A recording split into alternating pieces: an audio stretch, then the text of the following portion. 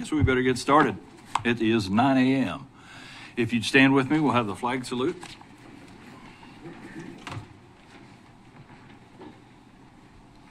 I pledge allegiance to the flag of the United States of America, and to the republic for which it stands, one nation, under God, indivisible, with liberty and justice for all.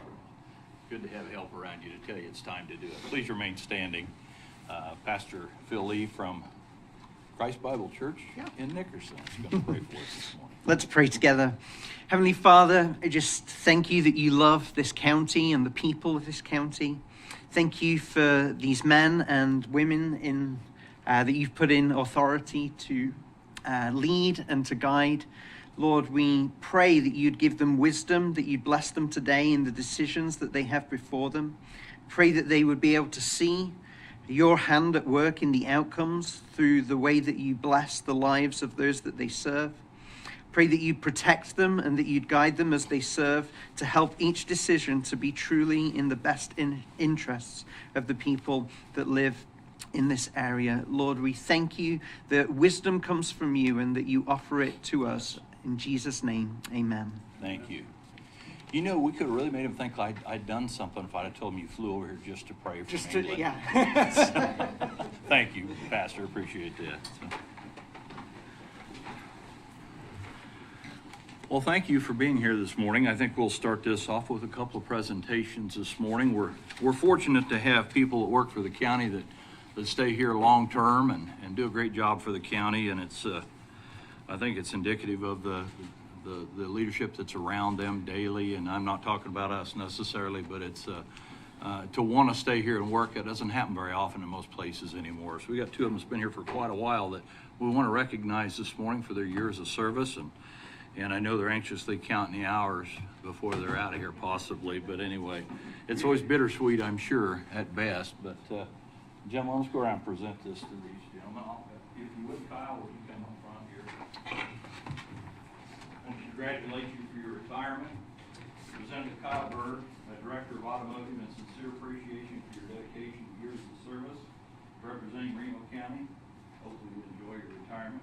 He's spent 39 years at the county. Thank you, Kyle.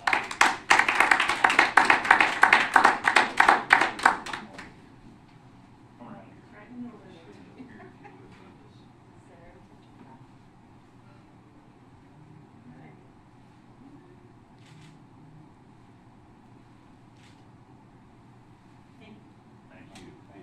If you'd stay up here for just a minute, we'll present another one here. Arlen, if you'd come forward. Congratulations on your retirement. Arlen DePue's been here as our Director of Maintenance for 19 years. We appreciate his direction over our facilities and taking care of things and keeping them up in great shape and running. And we hope you enjoy your retirement as well. Thank you. Thank you, Arlen, here.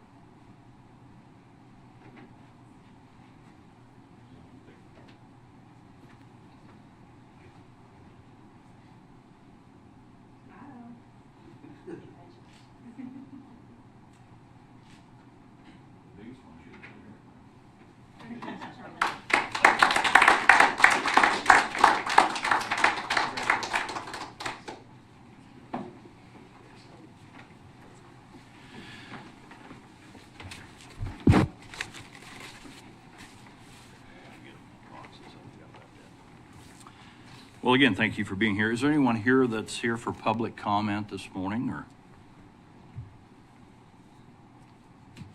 seeing none, we'll move along. Any revisions or additions to the agenda this morning? Well, we're going to try to make this quick. Do we have a motion to accept the consent agenda as presented?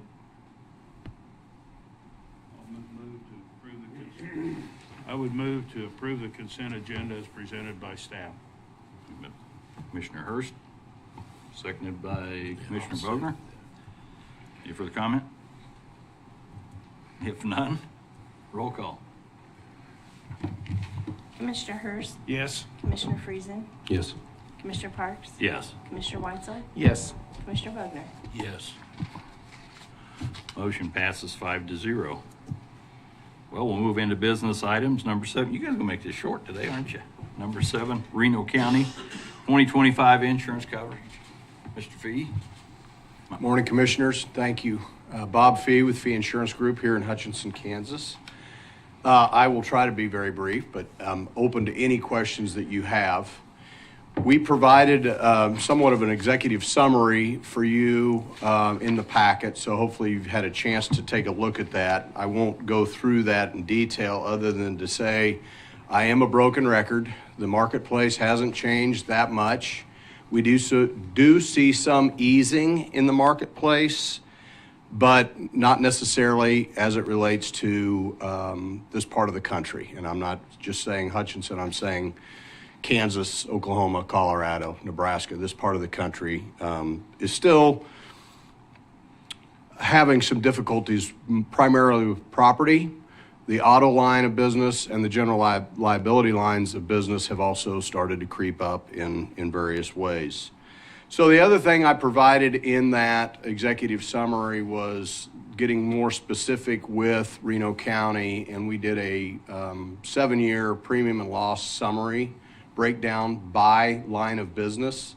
So you could kind of see what Travelers looks at when they're pricing, and I'm going to go over here to Harlan. A number of years ago, we had a large earthquake loss, and it was a pleasure to work with you on all that you did here at Reno County at the courthouse. It was a difficult loss and took a lot of time and a lot of years, but appreciate the professionalism of you and working with Travelers in doing that. So I just wanted to say that before you left. Appreciate it very much. But you can kind of see the breakdown in losses. So property, our 7-year loss ratio is 192%. Didn't get highlighted, but should have. The inland marine loss ratio is 667%. Inland marine is all movable equipment. And we're going to make some changes to that schedule a little bit this year, trying to come up with a way. Travelers wants to make money, and we want to stabilize rates is really what the goal is in working through all of this. General liabilities, 128%, so not horrible, and that's basically one bad year, 2 bad years in there. And then the other one is auto, and auto losses are hard. We seem to have a lot of them, but we've got a lot of vehicles out there, and so they're expected. One of the issues with the auto physical damage line of business, though, is that vehicles are now so computerized that almost anything that happens to it, and sorry Kyle's not here to attest to that, but almost anything that happens to a vehicle now is a much more costly repair than it is just what it used to be, putting on a new bumper. That doesn't happen anymore. So all of that to say, we can fast forward to the property, or to the full renewal insurance contract for the coming year. The property premium is up by over 20%. We did move, however, some of the compressors that were on the inland marine schedule that are at the landfill to the property form. So they're mostly at the landfill. They're high-valued pieces of equipment that are subject to fire loss. Travelers asked that we move it off of the inland marine schedule, put it on the property schedule, and then it's subject to a higher deductible. The other thing Travelers did implement was a minimum deductible went from $100,000 to $250,000 on the property line, with a 3% wind and hail deductible. So they've bumped that up by 1%, and they increased the minimum deductible. The last 2 years, we did look at buy downs, deductible buy down coverage. I did not quote it this year. We write several of them. I can tell you the deductible buy down rates pretty much follow property rates, so they've inched up a little bit, not the 20% that we're seeing here, but we can easily come up with buy down coverage rates if you are interested. The other major change that took place really was on the inland marine side of things, and we made a couple of changes. So they increased the deductible from $5,000 up to $10,000. As a result of us moving some of the equipment to the property form, we then took a look at all the equipment that was that valued underneath $10,000, and we lumped it into unscheduled property. So we've got a larger unscheduled property list than we did previously. But we just made those moves primarily to work with Shonda and Randy and make sure that we know what we're covering, and Travelers knows what they're covering, and that we're getting the best rate that we possibly can where we can. The other lines, let's see, the business auto was up fairly significantly. Umbrella follows general liability and auto. And so it was up, but not much. And our cyber, I'm happy to say, was just not up very much at all. So cyber, that line of business, they feel like they've got to rate adequacy, and they understand the cyber risks that are out there even more. So the bottom line is the overall premium is up by $150,000. To be fully transparent, I wanted to let you all know fee insurance, the commission rate built into the Travelers is 5%. So we get 5% of that overall premium as our commission. So I would see if you all have any questions.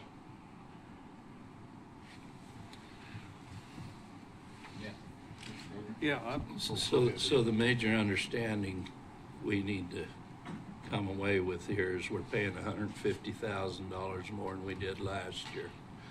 Our deductibles have been raised. Correct. So we're paying a hell of a lot more for less. That's correct.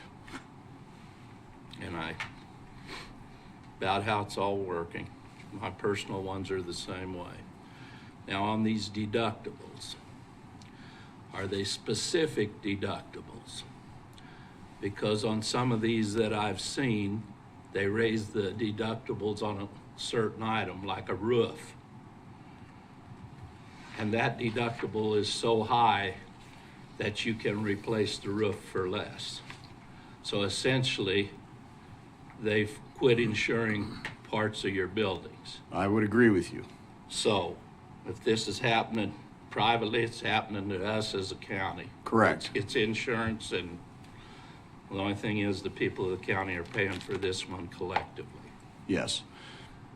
So are there any instances like that where we have lost complete coverage because of raised deductibles?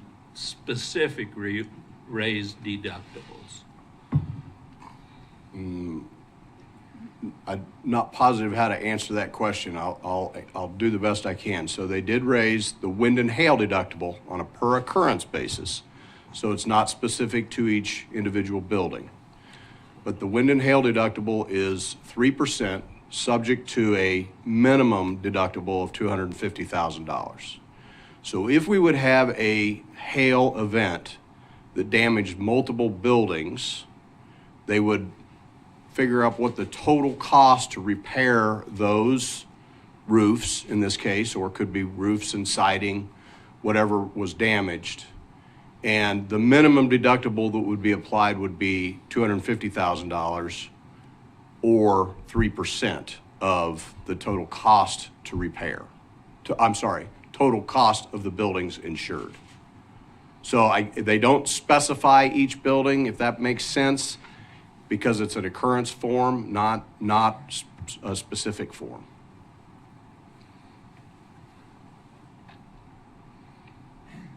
Thank you. But I would say, are you losing some coverage?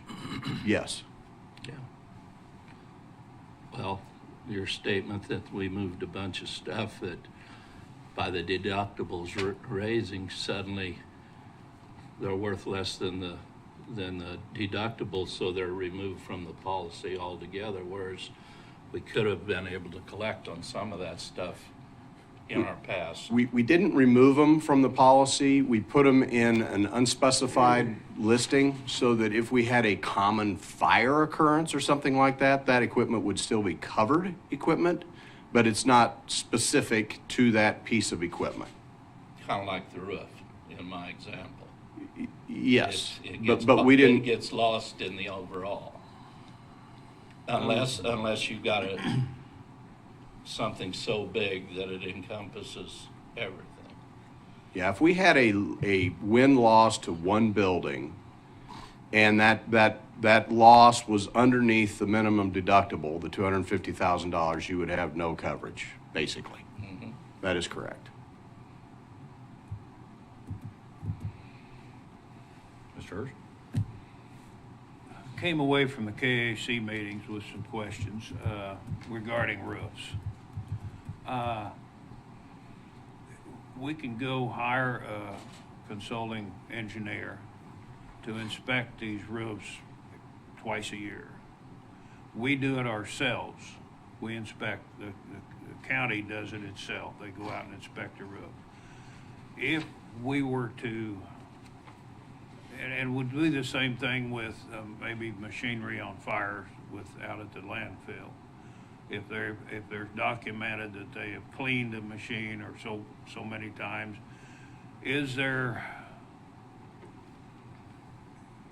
would that help with the amount of cost of our insurance?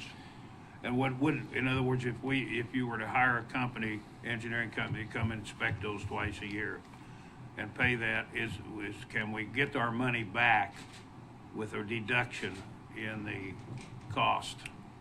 Probably not for doing what you're talking about. I would say a roof replacement program that you, I believe, have in place, that is one of those things that helps so that you're constantly evaluating the roof, the age of the roof, how good is that roof and what's the longevity of it, and replacing it when it needs to be replaced. That helps as much as anything. The inspections that you might pay for are good, and that's good risk management.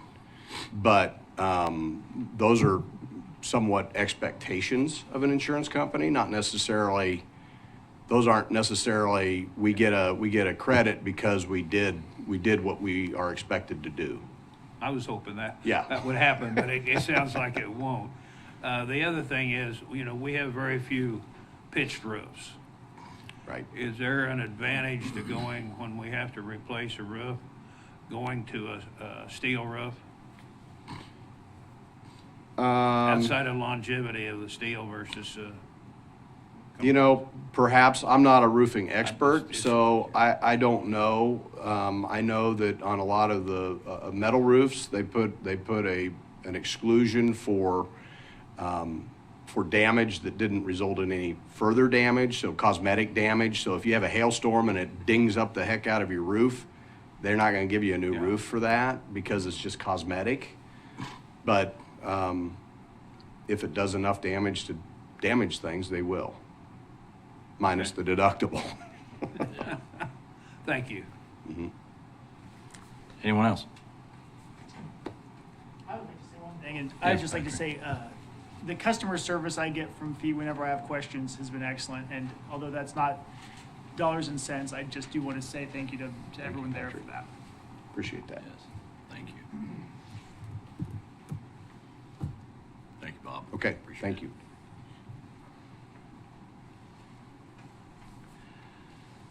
7B. Tom? By the way, congratulations on your reelection. Thank you. I appreciate it. And to those of you who are reelected as well, thank you for having me this morning. I won't take a whole lot of your time, but I do have a few updates that I want to discuss with you from the annual report that I submitted. One thing that I failed to put into my annual report is, as you know, you have given my office money to look through files and destroy files pursuant to my retention policy. I developed a retention policy. If you recall, during the time that we were getting the remodel done, the whole first floor was filled with boxes. Those boxes were out of my office. Those boxes were all slated to go to the mine and be stored. Instead of doing that, I went through every one of those boxes using my retention policy. There were 128 boxes. Out of those 128 boxes, I kept files that filled up only 8 boxes.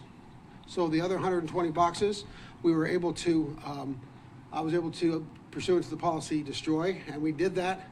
And we destroyed 2,483 court files that were no longer need to be retained. That's 2,483 cases that won't be going to the mine. I haven't been able to start bringing them up as much as I wanted to, because I'm currently prosecuting 5 homicide cases plus a whole slew of distribution resulting in death cases that are taking up my time. But as I get time, I will be bringing files up from the mine. We will go through them and we will destroy the ones that we don't need according to the retention policy, and slowly whittle down the cost of storing files in the mine. And hopefully that'll amount to $3,000 or $4,000 over the next couple of years. That in perpetuity we will not have to pay. So I just want to let you know we are working on that. Another update I wanted to give you. This commission asked me to look into ways to reduce population at the jail. I told you back in May, I believe, when I spoke to you, that by June I would have a policy in place. I would develop a policy for looking at a person's record and helping courts determine what their bond should be. I did that. I presented that policy to various entities within the county that would be involved, the sheriff in court services, and then to the courts, and then the court shut me down. I was told by the court that they were looking at other options, and then right after I filed my update, I did receive an update from Judge Mackey-Dick, the administrative judge here in Reno County, who indicated to me that the court system, the Office of Judicial Administration, that's the Supreme Court, and the state offices, have determined that they are going to come up with a policy for this. When it will happen, I don't know, but we were not able to implement our policy because they're going to be doing this. So they've come up with a 13-member board that's going to look at this, come up with answers. I will tell you that board consists of 4 judges, 4 court services officers. Those offices all answer to the courts. So the courts have 8 members on this commission. There are 2 defense attorneys. There's 1 community corrections officer. There's 1 sheriff and 1 prosecutor. So I don't know what the process is going to look like, but the sheriff and the prosecutor, we'll have to see what kind of effect they can have on a commission that is controlled by the courts. So hopefully the courts will look at this and they will take public safety into account, as well as needs of the offenders, and we won't end up in a situation like we have in some states where everybody's just getting out of jail and we have continued crime. So I'll keep you updated on that as I get more information. But right now I am unable to implement the plan that I put in place because court service would have to be involved, and Judge Mackey-Dick has said no to that process. Can I ask a question? Sure. What is it? You said a lot there, but what is it that the court is not letting you do that you can't do on your own? So I looked at a program that's being used in Saline County for pretrial bail consideration. And so the plan was to we would have all of these different considerations. It would be check marked. It included things like, do you have a residence here? What kind of crime was committed? And basically criminal history and all sorts of different factors, and then to determine a score, and then that judge would use that score to set bail.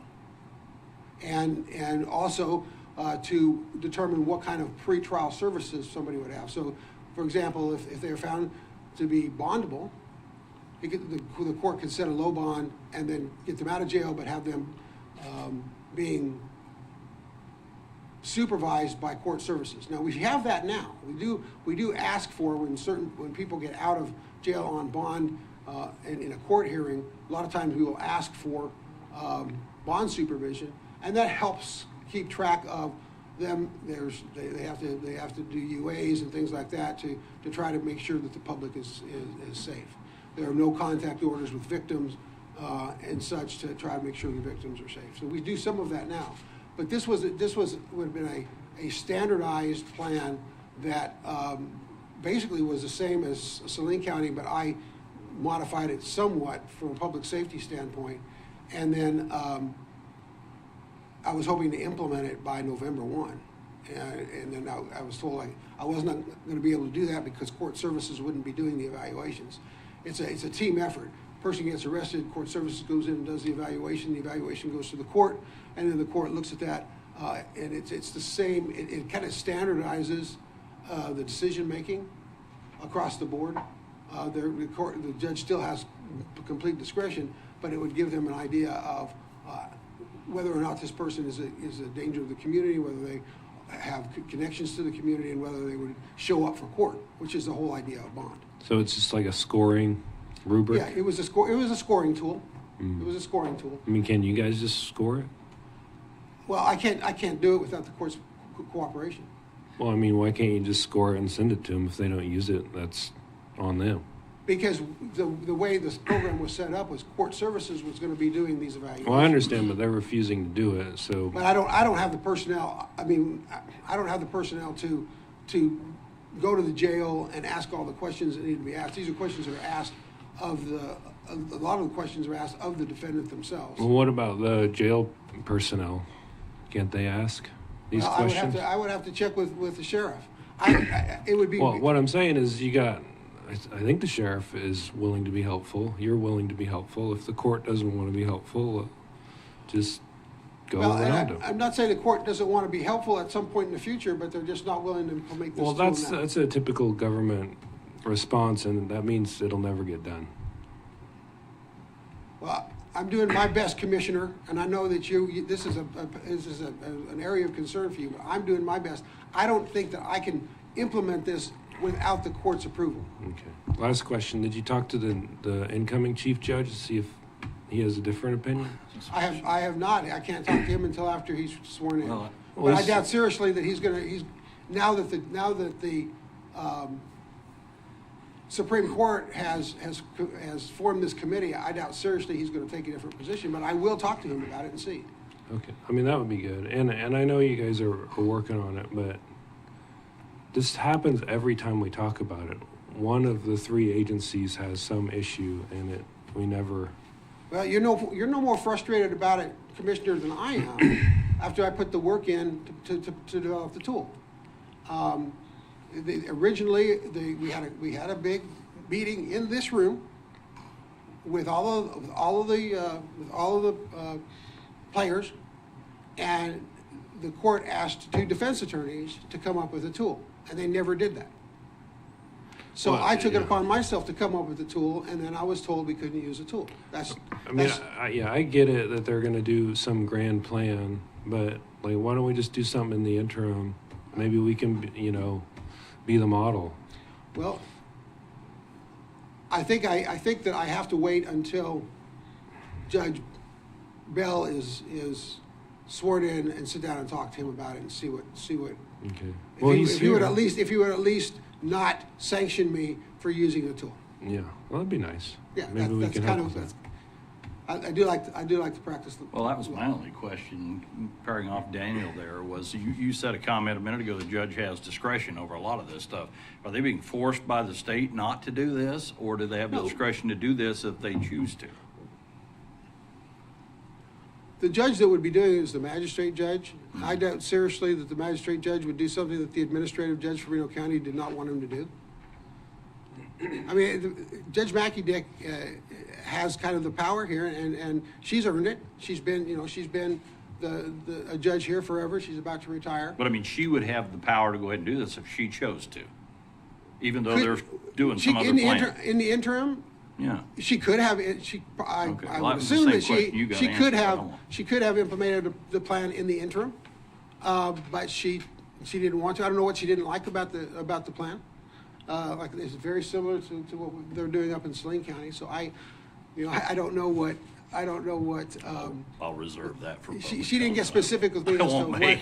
as to what the issue was. Okay. But that's where I am. I needed to update that because my last statement in my report to you was that she hadn't contacted me, and I actually got an email from her probably an hour after I filed my amended report, and so I wanted to make sure that I didn't leave that as Sorry, Daniel, was you down? I didn't mean to- something where it didn't look like she had contacted me, because she has.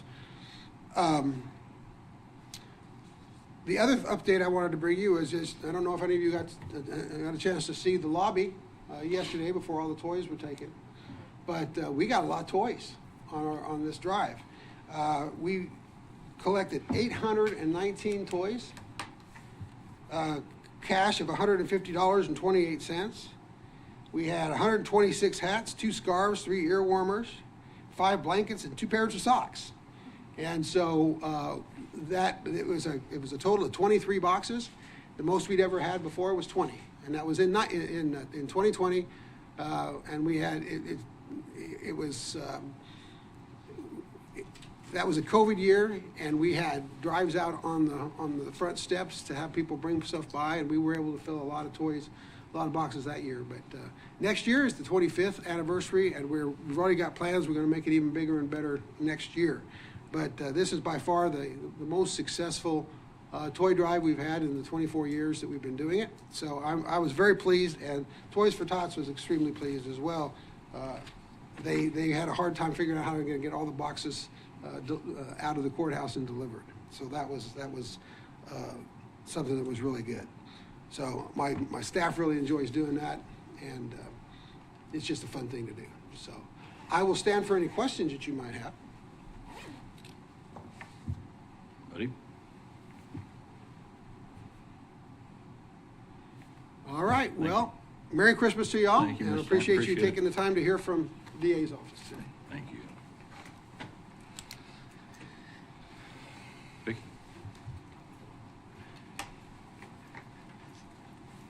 Good morning. I'm Vicki Mader, CEO for Horizons Mental Health Center. It's nice to see you guys today. Hey, Vicki, since Tom's still here, do you mind if I ask a question before you get started? Go ahead. I know we've got some staff from Horizons in the jail. Correct.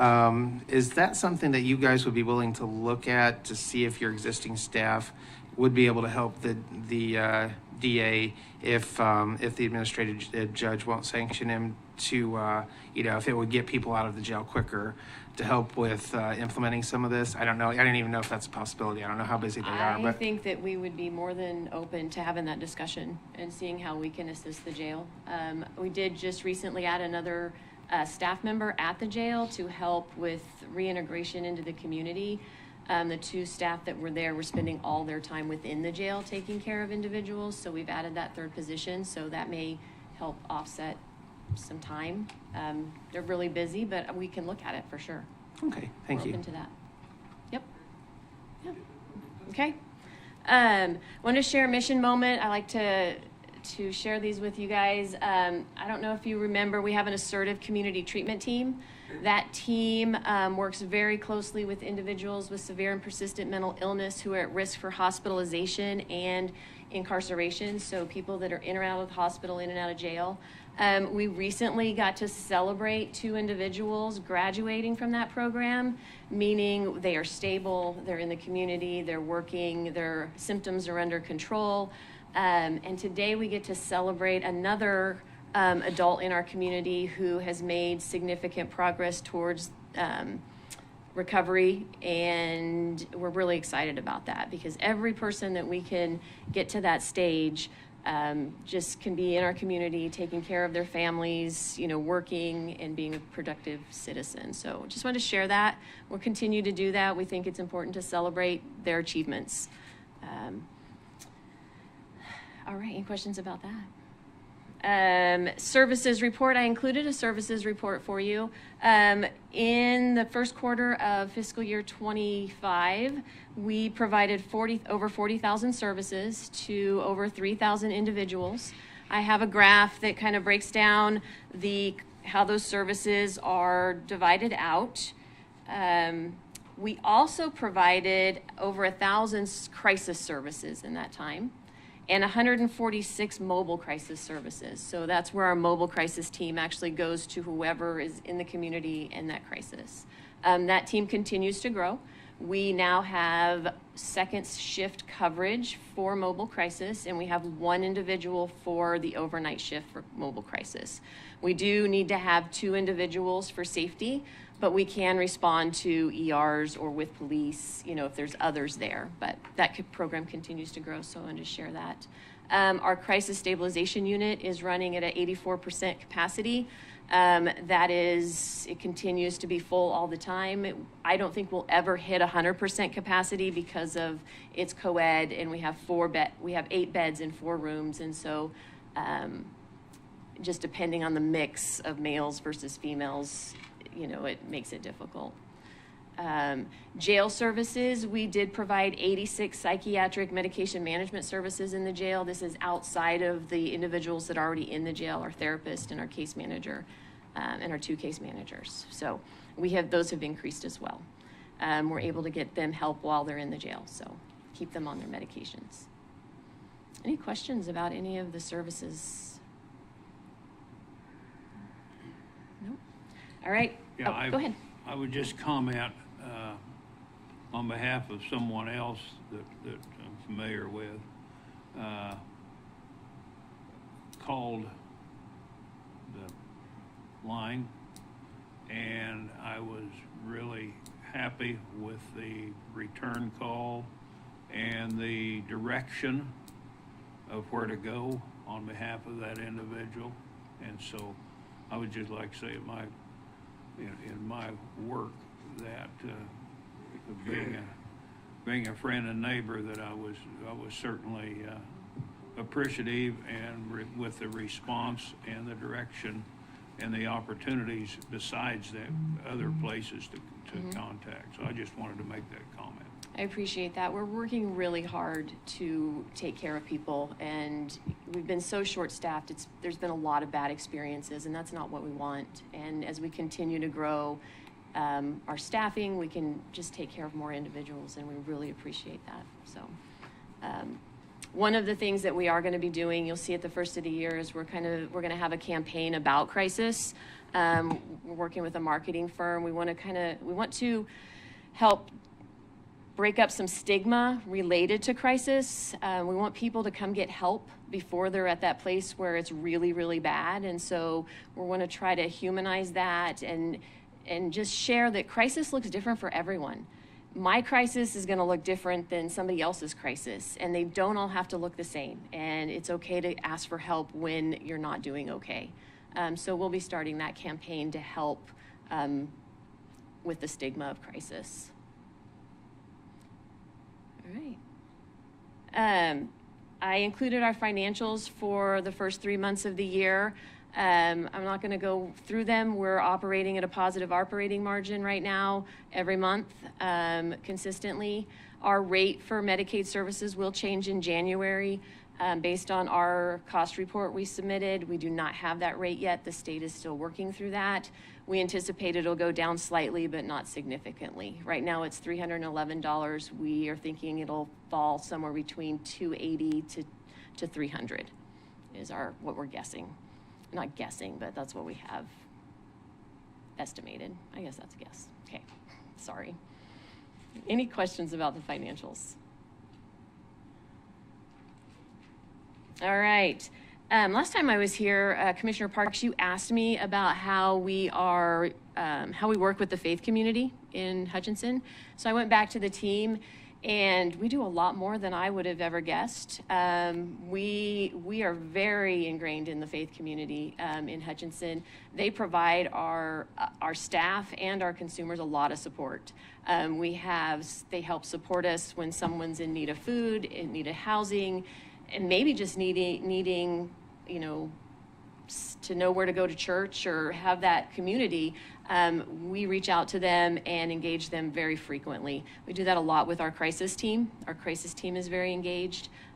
We have a new care navigation team that will be more engaged with that community as well to help connect people to they have to offer.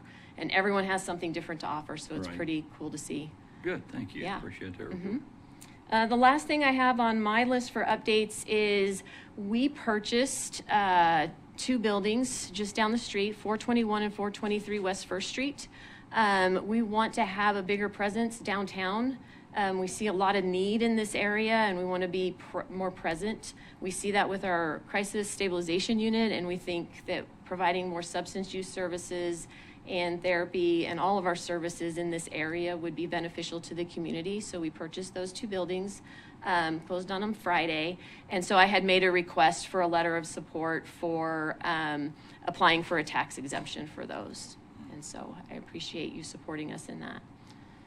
We are also looking to have a staffing hub also maybe on Main Street so that our staff are closer to the individuals in this part of the community as well.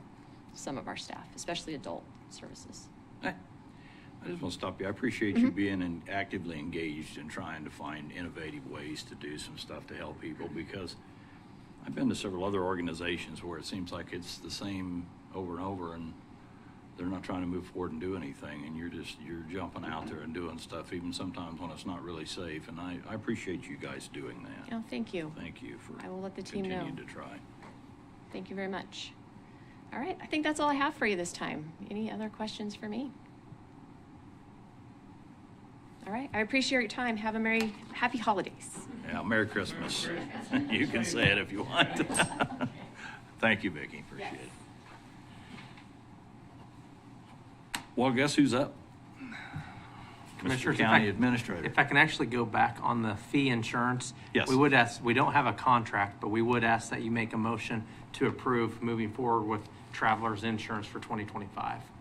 That was actually we kind of went through it pretty quick, but a recommendation to approve travelers insurance through fee as presented. I'll make a motion to move that forward to accept the bid from Travelers through fee insurance as presented. Do we have a second?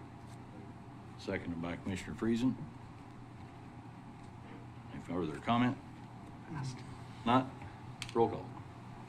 Commissioner Hurst, Yes. Commissioner Friesen, Yes. Commissioner Parks, Yes. Commissioner Weitzel, Yes. Commissioner Bogner. Yes. Okay, now I'll go to the Hutton agreement. This agreement is for the new EMS station on Fifth Avenue, the Nelson Heating and Air Building. The county commission had approved using Hutton at a previous meeting, and so now here's the contract. This is for design services only, the architect services. This is not a design build, this is design bid build.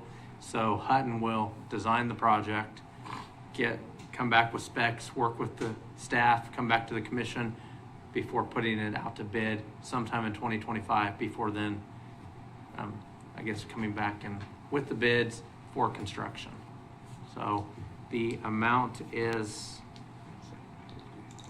and the document does show what we will do, what Hutton will do, and what's not required. And then the fees are, the total cost is $59,600, which is a value of a lump sum fee of $59,600 for a project value up to $500,000. So it includes the design, mechanical, electrical, plumbing, engineering, structural engineering, civil engineering, and then the total of that $59,600. So it's recommended that the county commission approve and authorize the county administrator or the chair to sign. So moved.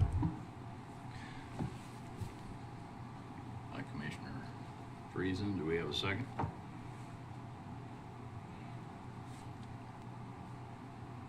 I guess I'd second that one. If I'm gonna sign, I'm not seconding it. Or he does, I can second it. You get a second? Yeah, I did, from Commissioner Bogner. Any further comment?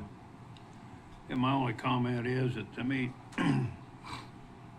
based upon what we estimated the cost would be to do this, this is over 10% to do the fees. And I would anticipate it being a little less than 10% for the architectural fee. But maybe renovation is different than building new, but I've seen most of them do a little less than that. But that's my only comment. Did we have a conversation about that? We've talked with them about lower prices. This is kind of the going amount now from what we've been told and what we've looked at. Unfortunately, things have, the cost of all services. Yeah, I mean, Randy and I are laughing because we're just, not just on this project, but across the board, prices are not going down as quickly as we'd hoped or at all, is what we're seeing currently. Maybe in the next couple of years that will change, but it doesn't seem like, I would encourage anyone in any governing body to kind of be mentally prepared for costs to stay higher than you want them to for longer than you want them to be high. I realize that. I just wanted to know if we talked about that. And kind of some of the process with the way that the state and, you know, bidding practices, RFQs, design, bid, build, or design, bid, there's so many steps. We have to do request for qualifications versus a request for proposal that has a dollar amount. And so it kind of limits us once we've decided to affirm. I mean, we can negotiate, but unless we put it out to bid.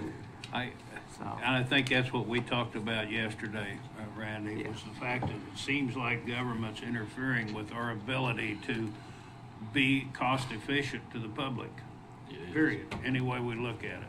Yeah. We have so much time this morning, I can climb on the soapbox and talk about it. But it's true. I mean, if we were in private practice and your contractor was high, you could arm wrestle them a bit and do a lot of things that as a government, we do go into all of our negotiations with a bit of an arm behind our back because we have to be transparent. And the transparency makes it harder for us to negotiate frequently. Well, and I think his initial bid, I don't want to jump in here, was good. it was good, but it was pretty high on some things. And I think you go local contracts, I think some of that might be reduced a little bit too. I look for it to be, but.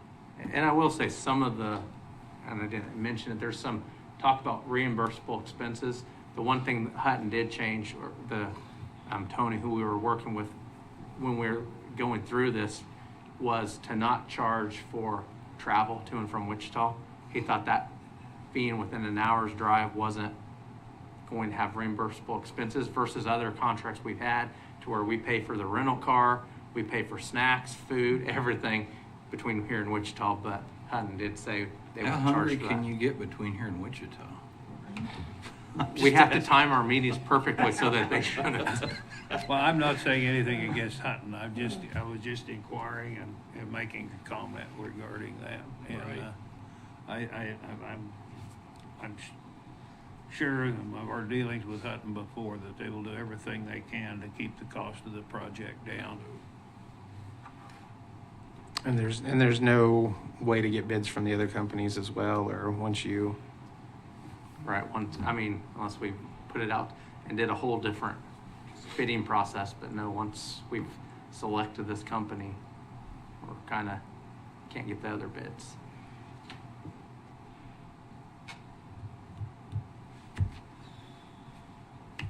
I will say, I know this is a high cost, but I know Hutton will work with us because we've had other projects with Hutton builds, and they will work with us on all the other costs to still try to get that $500,000 total price of the project, knowing that Are you looking for a motion? costs, we would have. We have Got a motion. We have the motion. That's right, we have a motion and second, I forgot. Yep, that's right, we did have.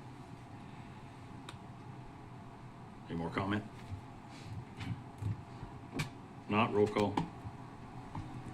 Commissioner Hurst? Yes. Sorry. Commissioner Friesen? Yes. Commissioner Parks? Yes? Commissioner Weitzel? Yes. Commissioner Bogner? Yes. Motion passes 5-0. Oh. And county commission comment, or monthly administrator comments, I guess we move to. So I have the monthly reports in the packet. This is for aging, appraiser, automotive clerk, community corrections, communications, the district attorney, and emergency management. Any questions about anything in the written reports? Okay. A couple other things I wanted to mention is Quad County is on Monday, the 16th, and we will have 3 commissioners going, so we'll notify the public of a public meeting, but Commissioner Bogner, Commissioner Parks, Commissioner Hurst, we're planning to attend. I'm a maybe, so I may be going also. And then I attended 2 different conferences, Kansas Association of County and Kansas Association of City County Management last week, and I will have in my Friday report a summary of the sessions that I attended. And then just a couple of you know, but for the rest of you, we will have new commissioner orientation on December 18th. So we'll have the 2 newly elected commissioners come in, talk with Patrick, myself, tour all the departments as we did a couple years ago with a couple commissioners. And I do believe we will have Commissioner Parks, Commissioner Hurst are going to sit in on that also. So we will have a good amount of people there. That'll be all day. And I think on December 23rd, I'm going to ask those commissioners to be at least in the audience to finish doing tours of departments after the December 23rd county commission meeting. And then just a reminder that the 2024 service awards for all employees is December 19th, 2 to 3:30 p.m. here in the Veterans Room. So if any commissioners can be there, that'd be great. I unfortunately will not be able to be here, but anyone that could be here, the employees would appreciate it. That's, oh, sure. Were you finished? Yes, I am. Let's go back to the Quad County. That's in Harvey County, and what's the location and the time? The Newton Public Library, and I believe it's probably 11:45 to 1. 11:45. Public Library, which is 223 East 7th Street in Newton. Thank you. Saves me looking it up. I figured you had it in front of you.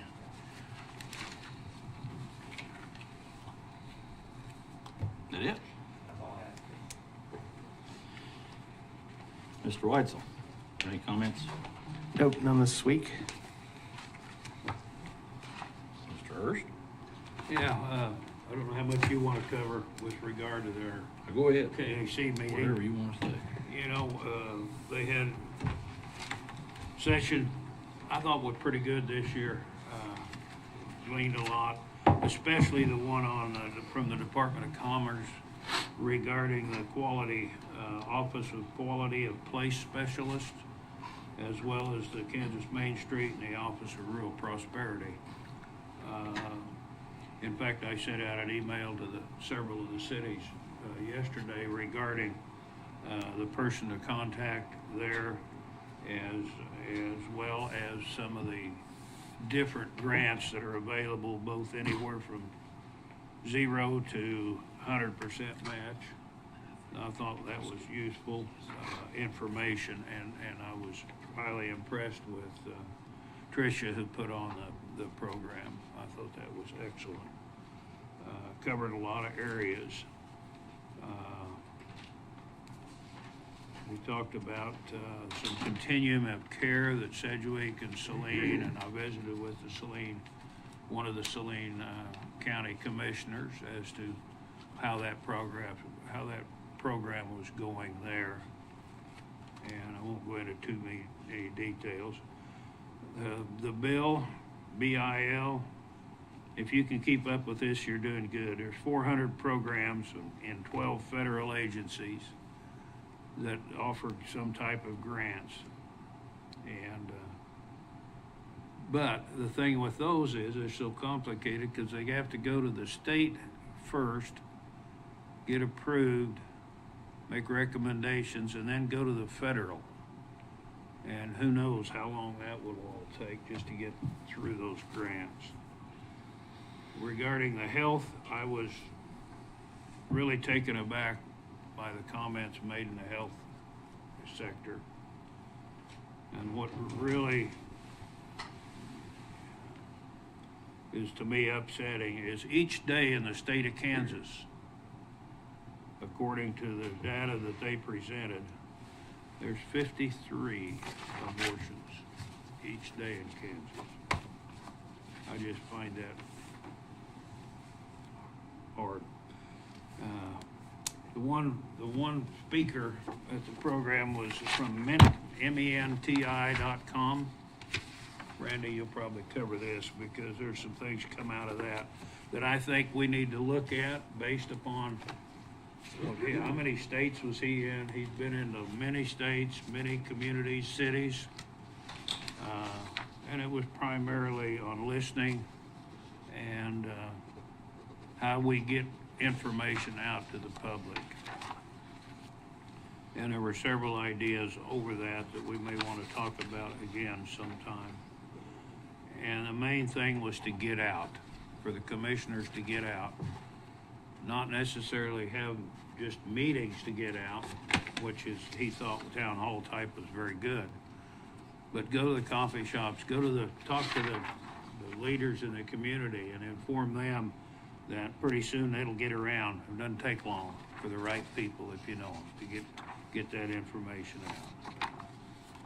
And one session that we did come, it was a combination session on several different things, but I did come away with a review of the importance of regulations and county contract needs with wind and solar. Get your attorney and engineering company on board sooner rather than later. And he presented some new information that I hadn't thought of, that the engineering company did. Kirkham and Michaels had this on. New information, what the county should look at prior to any agreement. And, it's only typical but not mandatory to have development agreement after issuance of the CUP. And I want to thank everyone in the community who contributed to the Toys campaign. What a fantastic thank you needs to be done. That's it. Commissioner Bogner. I don't think I have any comment. That I think there's some good things happening in the private community in the county, but I don't think I'm at liberty to say anything. But development that's being done the right way privately without asking for a handout here or a tax abatement or anything like that. I think business is working in one segment like it should be. I just don't want to say anything. I haven't asked the individuals whether I could talk about it, so I don't want to say anything further than that, but there are good things happening out there. Commissioner Friesen. Thank you. I think, we all got our tax statements recently, and that's always fun. But as I'm leaving here, I think we have, 2 meetings left? The one thing that I wish we could have got across the finish line, and maybe we can talk about it next meeting, is the refuse fees on our tax bill. I still think that should be flowing or assessed through the actual trash service rather than on our tax bills, because it makes everybody's tax bill look higher, and it's just service fee like any other service fee, and I don't know why it ended up there. And that way predates us, and I tried before the 3 new commissioners showed to get it changed, and it didn't go anywhere. And I think it deserves another conversation. So that's my last goal before I haven't Get out forgot of here. about it. In fact, Randy, you and I talked about trying to find a way to move that. Have you done any more research with the city of putting that on a bill somehow? I have not gotten to that now, but I'll talk with the city to see what the I totally possibilities. agree. It could be on a bill instead of on your taxes. I don't see why we already pay a fee to have them charged. The concern or part of the issue is the people that don't have trash service, they would not be charged. They would get basically completely free. And then the refuse services is then going to have to, we don't know what they would charge because then they're going to have to do more work to Well, send the hang bill. on, hang on. But Let's who just- doesn't have trash service? Even if you're an apartment complex, you're buying a roll-off for it, you have trash service. Let's- Unincorporated areas. Let's address this. It comes up every time. Anybody can dump something at the landfill for free if you live in the county, right? Correct. That is a free service. If you put stuff in a dumpster and it gets dumped, you get charged for that. I don't know why it's so complicated. Like if you take your own trash to the refuse, that's free. Like, let's just keep it that way. Like, we're so worried about, everything always being equitable that we never make any decisions. Like, this is a good decision. We should take it off the tax bill. And it sounds like we've got at least 3 here that are wanting to do that, so. I mean, it's something we could get done the next 2 meetings, hopefully. If I were starting a county from scratch, I would absolutely, Randy too, we'd set up with a tipping fee and charge it that way. The systematic change from where you are now is what is difficult, because it's not free. You're not additionally charged when you drop off at the landfill because you've already paid it on your taxes. So it's not free to anybody, but it feels free if you drive out there yourself and dump your trash. But it's not free, you paid it on your tax statement. So it's just, it's really hard to The recapture. point is, it's a lot. You're getting a higher level of service if you have a dumpster, right? And you don't pay more for that. Yeah. So that's the point. And it really, we don't have to overcomplicate it. If a trash truck comes, and they're dumping people's trash, you charge the fee, they'll charge the end user, and it'll be done. I don't understand why it's so complicated. Go ahead. Since we're on this subject, I get tax bills from 3 counties. One of them charges whether there's anything on that Bear 80 that creates waste or not. You get charged. One of them charges a tipping fee. I live close enough to the border of that county, I clean up after them, and Reno County gets it because it gets dumped because they don't want to pay the fee. We've got what we got in Reno County. Some of my properties, if it has a building on it, gets a fee. If it doesn't have a building on it, it doesn't get a fee. Where in the hell does it stop and where do you draw the line? That's what I'm trying to figure out. I mean, I agree with you, Daniel. It shows up like it's us doing us being the county in this instance. That's who we're representing at this minute. It shows up like we're imposing that fee when it really shouldn't be us. Shouldn't. The other side of the whole thing is this. I hope people, bouncing off what you said, I hope they read their tax bill. If you look, many of our properties in Reno County have actually the portion, even though we didn't stay revenue neutral, our taxes have gone down. Some they've gone up slightly. But you got to look at where the money's going and who got close to being where they ought to be. And I just hope people take the time to read those tax bills closely, because I think this county is doing a pretty decent job at keeping things in line. What's the dollar amount we're talking about overall? If you pulled that from the taxes? Do you have any idea what that, I mean, I won't put you on the spot, I'm just curious. I don't know. I mean, I think the 6 million,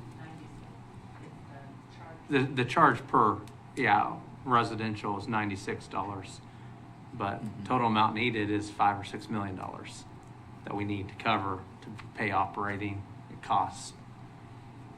I think that's part of it, is we could charge and just charge the haulers.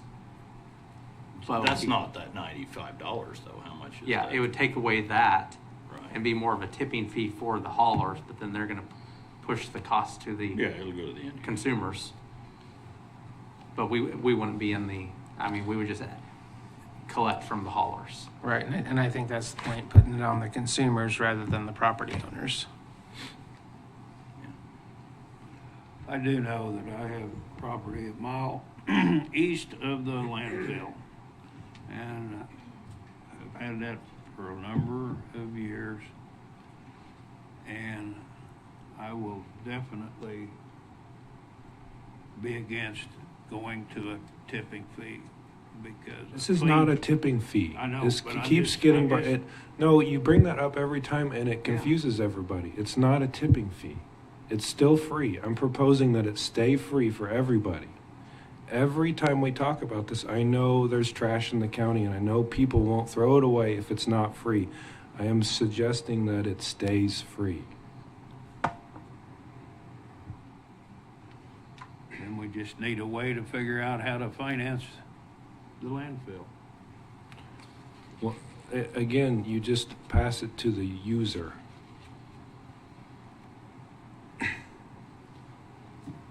Yeah, because I mean, we know how many trash companies there are in the county. We know how much area they serve. You've got $6 million. I mean, it should be a simple formula. And then they can figure out from there how much to charge each individual consumer. The trash bill will go up. The property tax will go down. You know, I mean, people that own rentals, as an example, you know, they're not producing the trash. Like, it just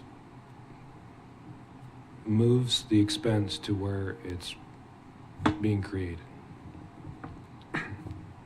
This is really a user fee. Yeah, that's right. It is today, right? Just like water bills, sewer bills in town. That's exactly my point. Every other bill, you use it, you pay for it. For some, why isn't sewer on the tax, or sewer fees and water fees on the tax bill every year? It makes no sense. So that sounds like it's part of for the dollar amount, our total operating fee to get that. So if we lost revenue, we'd be in trouble there and have to figure out where to fund it. Is that what you're saying? Right. I mean, because the way it's, the $96 is residential, commercial pays a different, it would be coming up with how are we charging per property, well, not property owner, but per user per household that gets hauling, but then commercial, what are we gonna charge them? We figured out that rate. I guess Commissioner Whitehall, if we took $6 million and we had exactly the number of businesses and residents that the haulers served, if they give us that, there may be a way to figure out that number. And is that only assessed on residents? I can't remember, or is it landowners and everything? Is that what you're saying? It's You're still seeing prop- fee too, so Property owners, yes. how you gonna bill that out if you put it through a Not water in bill? this county. Yeah, guys, you guys are making this way too complicated. Yeah. I mean, we charge the trash haulers. They figure out how to charge their customers. That's right. I mean, that's all for them to figure out. I mean, we know how many there are. We know what areas they serve. We know how much we need.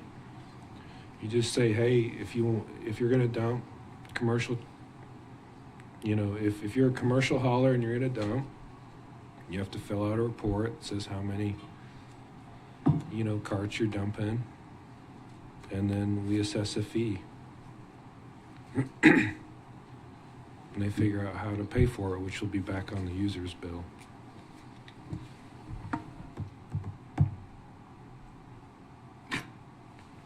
Clear as mud. If everyone used a hauler, if, Commissioner Hurst, I think that's where, that's the problem. I'm not speaking for Commissioner Friesen, but then if they don't have a hauler, then that's not the concern. Yeah. It's only for the haul, Because ones that use you're haulers. not going to use the dump near as much, right? They may have their own trash, but I mean, good. It'd be hard to measure. If you want to haul it there, it's free. Like, that's the deal. I don't think we should ever change that. If you want the convenience of a curbside trash can, there's a fee.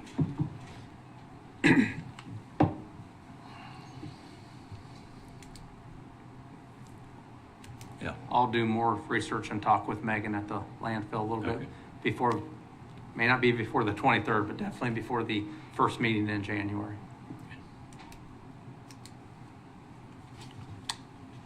Ms. Friesen.